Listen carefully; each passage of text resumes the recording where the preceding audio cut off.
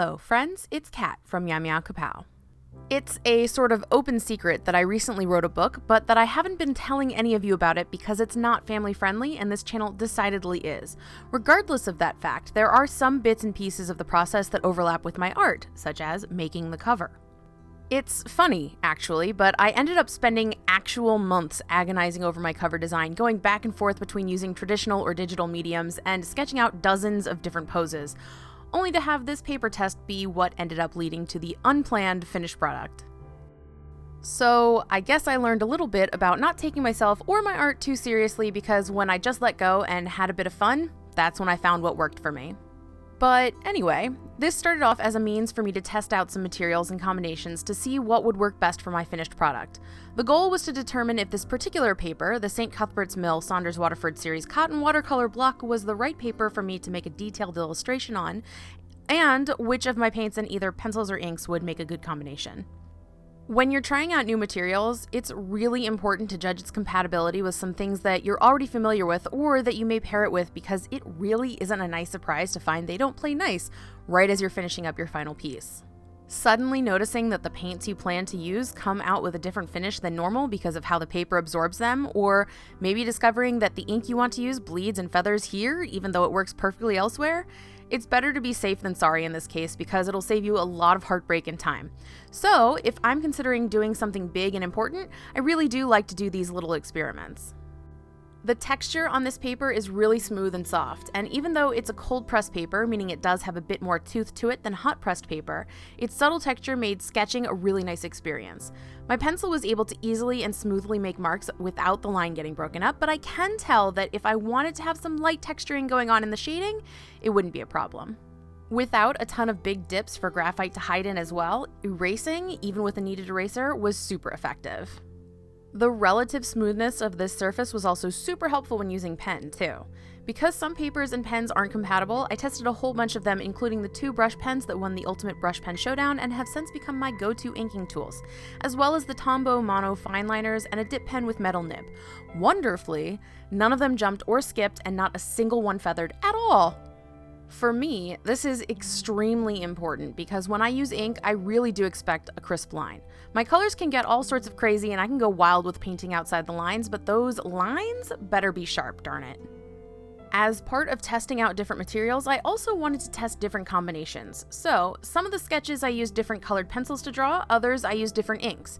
Each individual test also uses a different brand of paint, and what I found most fascinating through this experience is that it seems my taste in paints has shifted quite a bit since I started my watercolor journey. For instance, the first time I ever used Sennelier and Schmincke paints, I really did not like them. Sennelier had too much of a drying shift, and I didn't like that the colors always dried less saturated by such a huge margin. I had the same problem with Schmincke, but I also happened to have a color selection that I really didn't like, as my initial set was mostly normal colors and earth tones. I ended up getting a much bigger set on a whim over a year ago, and it has way more colors that suit my needs. Now, I'm surprised to say that I think Sennelier is possibly my actual favorite brand overall, which is miles away from my first impression. On the opposite end of the spectrum, the first time I used Daniel Smith, I fell head over heels in love with them because their thick granulation was super appealing, and I loved that their color payload was so dense there was almost no drying shift at all. Now, I was utterly shocked to find that I disliked the way the paints themselves looked on this test sheet, mostly because they seemed so dull in their finish compared to some of the honey-based paints that lend themselves so well to layering and vibrancy in portraits. I'm also amused at how much I like the way the Holbein test came out, because I initially thought Holbein lifeless and lacking some sort of extra appeal to it, but it was absurdly easy to work with in this instance, and I totally understand why it has a loyal following. Reliable paints, especially in pressurized situations where you need to be able to predict the outcome easily? Yeah, that's Holbein, alright. Side note on the Holbein front, my sister was recently able to obtain Miyazaki's Holbein palette for me from the Ghibli Museum, and I'm super hyped to share it with you when I get the chance. Before I started all these tests, I thought I knew quite a few things. I thought I knew that I'd want to paint the finished image in either Sennelier or Daniel Smith, but I actually ended up using the M. Graham sketch as the actual final image, just amped up in digital.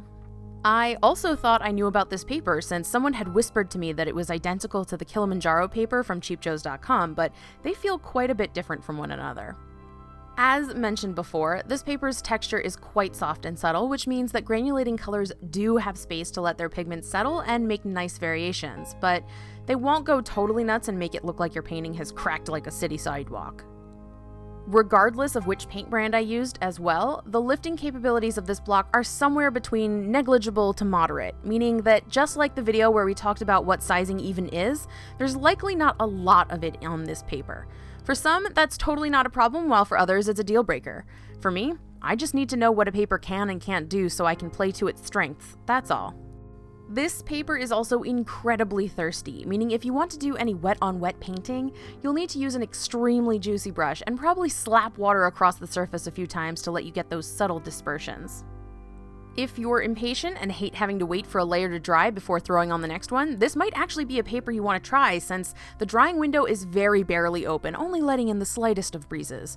But if you want to be able to get lots of smooth blends with very few harsh edges, it'll take a bit of practice. In a way, this whole experience was one of shocking self-discovery, given that pretty much all of my expectations were wrong. But I suppose that harkens back to something I've said before. It's okay to change your mind.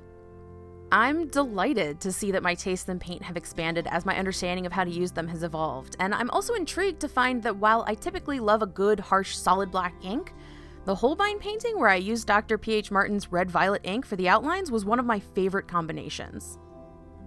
Always keep experimenting with your tools, and don't be afraid to give something you didn't like before another chance. Actually, I've got some Winsor & Newton professional paints I could test out for exactly that reason. Last year, I bought a set of them with an Arches watercolor block, and I've been lukewarm on both of those things in the past. If you'd like me to give them each another chance, let me know.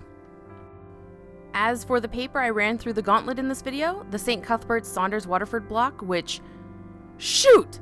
I just realized that it was hot pressed all along! Whoa! Is this the first hot press paper I've actually liked?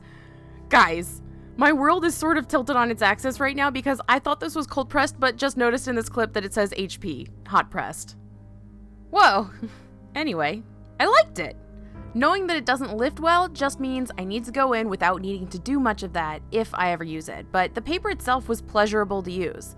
It didn't fight me back, and I for sure appreciate that. As always, links to all the supplies used in this video will be down in the doobly-doo, so feel free to check them out. Does anyone else do this kind of thing? Test out supplies that they thought they didn't like before just to give them another chance? I like to approach most of my testing from a sort of analytical standpoint where I want to bring out the best qualities of the materials themselves and not try to make everything work with the same method. Just seems silly to use a fork to eat soup when that's not what it's best at, you know? I'm also curious about which of these doodles ended up being your favorite. Let me know in the comments down below. Until I see you next time, I wish you peace, love, and pleasant surprises. Bye! Man, really can't believe I didn't notice it was hot pressed until the voiceover.